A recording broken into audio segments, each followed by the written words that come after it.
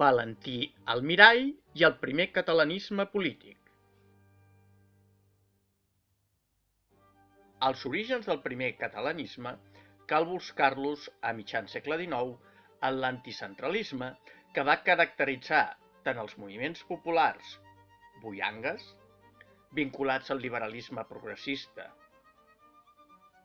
com el carlisme, defensor dels principis absolutistes i tradicionalistes i, per tant, dels furs de Catalunya abolits el 1714. Del progressisme més radical va néixer el republicanisme democràtic, que va transformar l'anticentralisme en una proposta d'estat federal per a una república espanyola. El 1868 es fundava el Partit Republicà Democràtic Federal. Les idees federals van escampar-se políticament entre les classes mitjanes urbanes, molt especialment a Catalunya, on van rebre el suport de la petita burgesia i també d'àmplies capes del proletariat industrial. El català Francesc Pi i Margall, líder del partit, fou el principal teòric del federalisme, ideologia defensora de les llibertats i els drets dels ciutadans, el sufragi universal, la igualtat social i un model d'estat espanyol que havia de ser el resultat de la lliure federació o unió voluntària de les diferents regions d'Espanya. El 1869, un grup de federals catalans, encapçalats per Valentí Almirall i Josep Ansel Clavé, juntament amb altres republicans representants dels territoris de l'antiga Corona d'Aragó, van signar el Pacte Federal de Tortosa per impulsar un estat federal espanyol, en base a la idea de sobirania popular i principis democràtics. Una primera proposta d'estat federal espanyol sobre la base d'una unió de 17 estats fou la continguda en el projecte de Constitució Republicana de 1873, però el fracàs de la Primera República, 1873-74, va fer que l'estat federal mai entrés en vigor. La restauració monàrquica de 1874 va impulsar de nou el centralisme polític a Espanya. En el nou context polític de la restauració, el líder català del republicanisme federal, Valentí Almirall, inicià un viratge cap a un projecte purament catalanista el 1879 amb la publicació del Diari Català. Primer diari escrit íntegrament en català i amb una ideologia catalanista, progressista i democràtica. El viratge catalanista d'Almirall es va consolidar el 1881 quan va trencar amb Francesc Pi i Margall, líder del Partit Republicà Federal, amb residència a Madrid, i fou substituït com a líder del federalisme català per Josep Maria Vallès i Ribot. Vallès va impulsar el 1883 la redacció d'un projecte de Constitució de l'Estat català dins la Federació Espanyola. El projecte establia un estat regional català, republicà, laic i democràtic dins una federació espanyola, amb àmplies competències: exèrcit regional, obres públiques, hisenda, impostos, ordre públic, dret català, sanitat, cultura, ensenyament, etc. El projecte d'estat regional de Vallès i Ribot, de 1883, cal entendre'l com una maniobra política per reduir l'impacte en les files federals del primer projecte polític catalanista liderat per Almirall.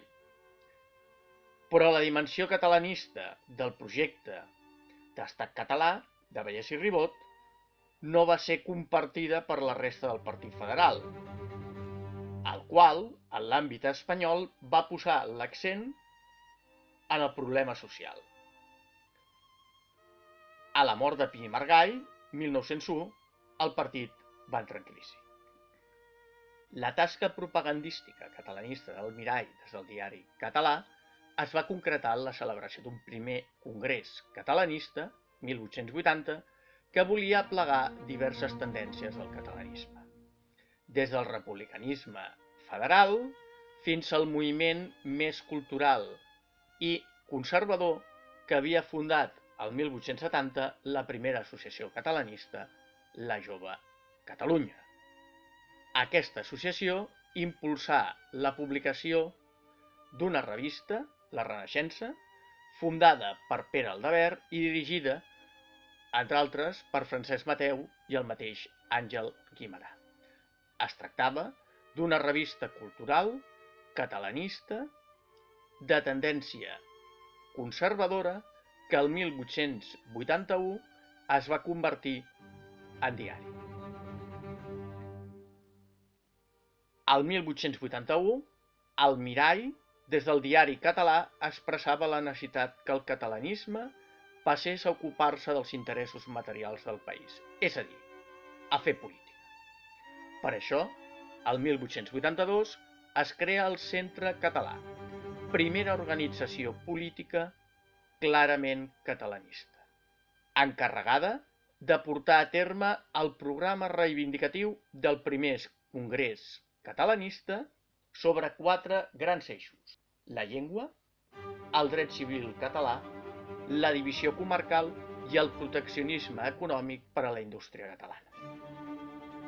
El 1883, el Centre Català convocà un segon Congrés Catalanista, però va quedar inacabat per les discrepàncies ideològiques entre els diferents sectors del catalanisme.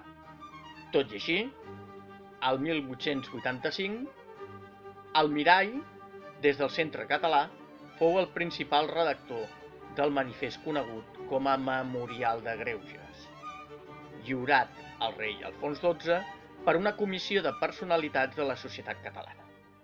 El Memorial de Greuges demanava autogovern regional per a Catalunya i la resta de regions d'Espanya, com una manera d'enfortir la nació espanyola.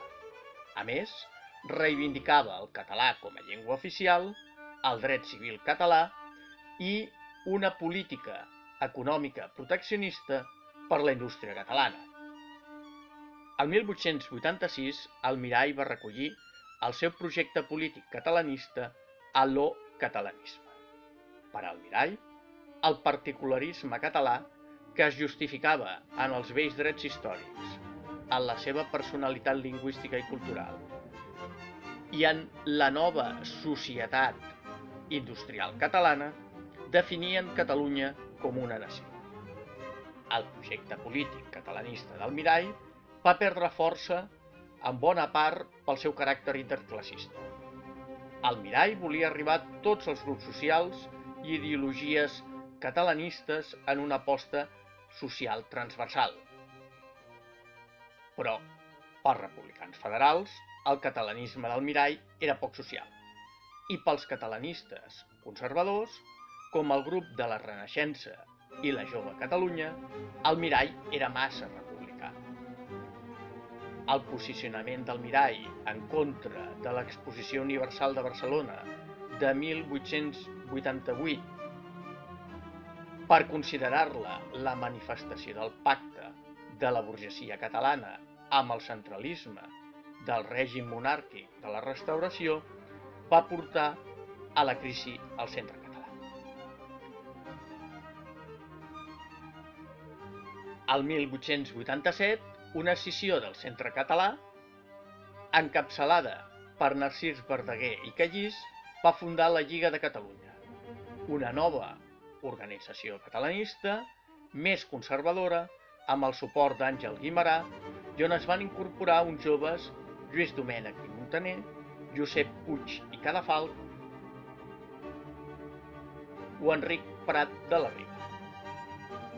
La Lliga de Catalunya, amb el suport de la burgesia catalana descontenta amb el centralisme monàrquic, va fer seves les reivindicacions del Centre Català sobre l'oficialitat de la llengua catalana, la vigència del dret civil, el proteccionisme industrial i l'autogovern regional.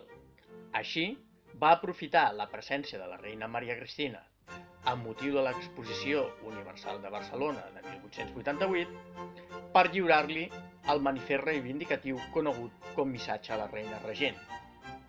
L'any següent La Lliga de Catalunya va promoure una campanya en defensa del manteniment del dret civil català en el marc de la reforma del Codi Civil espanyol que es debatia a les Corts. El govern de Madrid acceptà de canviar el projecte de llei i mantenir el dret civil català. La campanya pel dret civil fou considerada la primera victòria del catalanisme.